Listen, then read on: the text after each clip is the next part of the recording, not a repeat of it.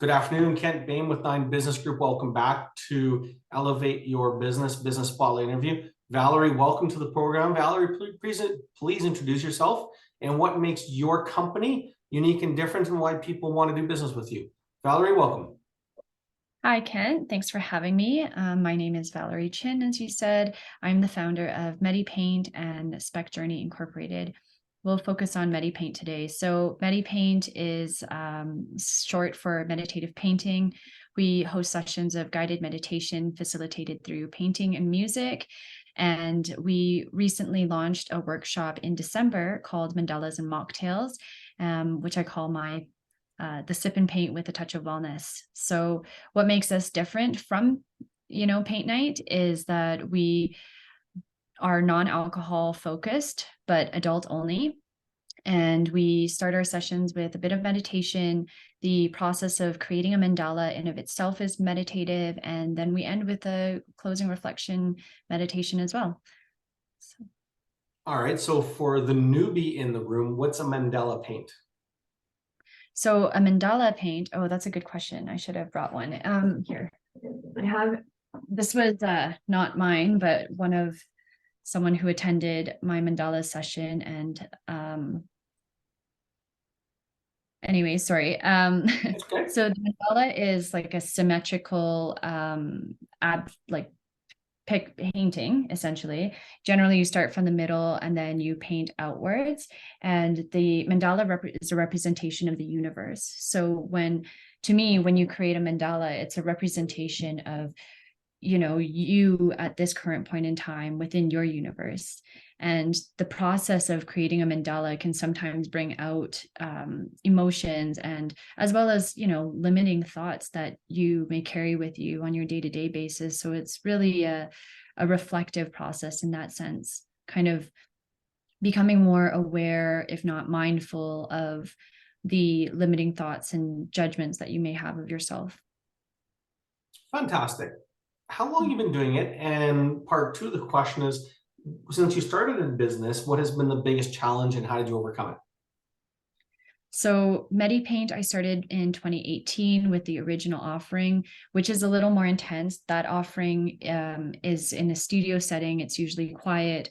Everyone's sitting arm's distance apart and you're really having to face yourself in front of a blank canvas versus with mandalas and mocktails, we're in a public setting, you're in a group setting, and that you're creating a mandala. The biggest challenge, I would say, is honestly internal. I would say that I am as sensitive as the next person to what people think or say, but I have always been one to just do what I want or feel to do, regardless of what people think or say. And so what it really comes down to often is, having imposter syndrome or the limiting thoughts I may have within me. And, one of my favorite books is The Obstacle is the Way. I've read many books that are, insightful and they might amplify or kind of reiterate things that I may have thought or just kind of push an idea or thought further.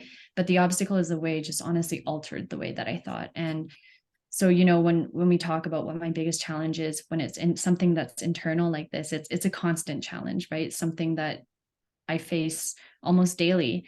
But how do you solve it is honestly by facing it head on and using it to make things better.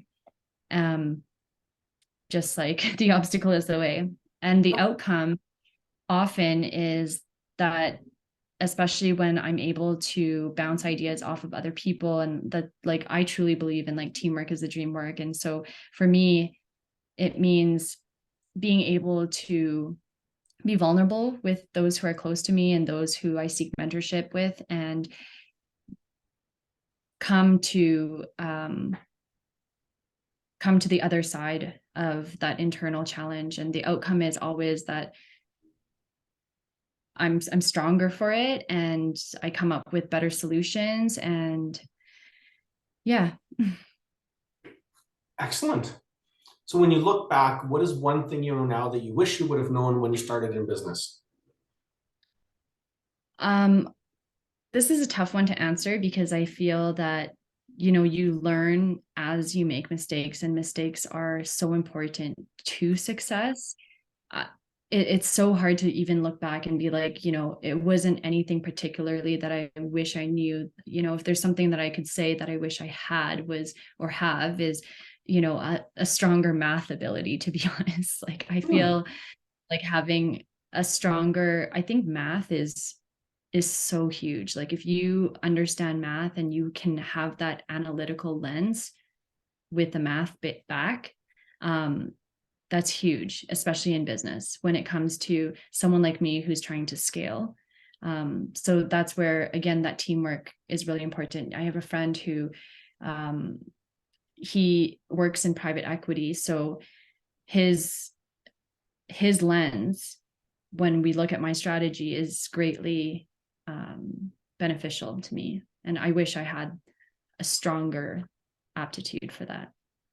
That's great. No, I think it's an important part to understand. And to your point, yeah, it's not necessarily about looking back because I think the biggest prize in growing anything of value is what we learn along the way. And if we knew everything, we probably wouldn't start on the journey. Yeah. Yeah. So next question, if there was a pirate, a thief in your business or around your business, what would they steal from you?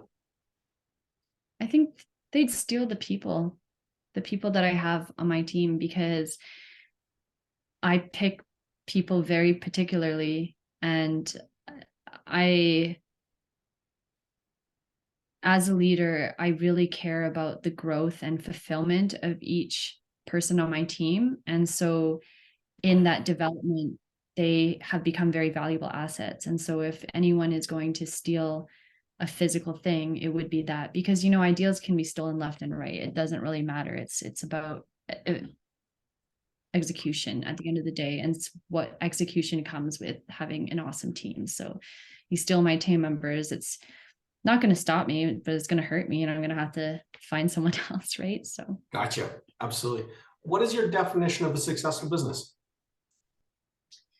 so to me, a successful business satisfies its customers or clients and fulfills the founder, whether that is being able to make a living not working for someone, or if it's scaling a business to be able to sell it, whatever it is that fulfills that person. And to go one step beyond that, successful business to me is one that gives back to the community in some way or another.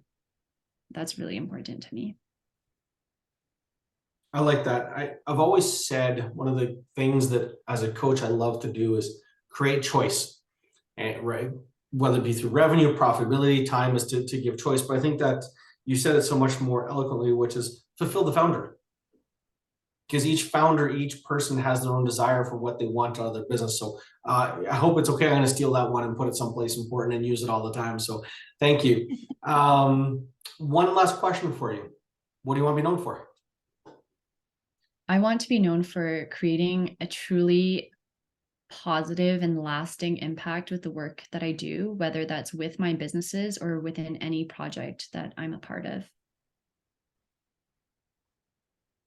Dead simple, isn't it? Good for you. Yeah, sorry, was that meant to be long? No, it's great. No, that's, I mean, I hey, this is a not, bit at the beginning, and so now I'm like trying to be more concise. no, it's fantastic. I think to be positive and leave a lasting impact, that is a great legacy to leave. Where can people learn more? So who would be your ideal client? You know, if you kind of could make a wish list, if you will, my ideal client is X, send that message now, and where would they find you to get more information, and who would you want in your programs?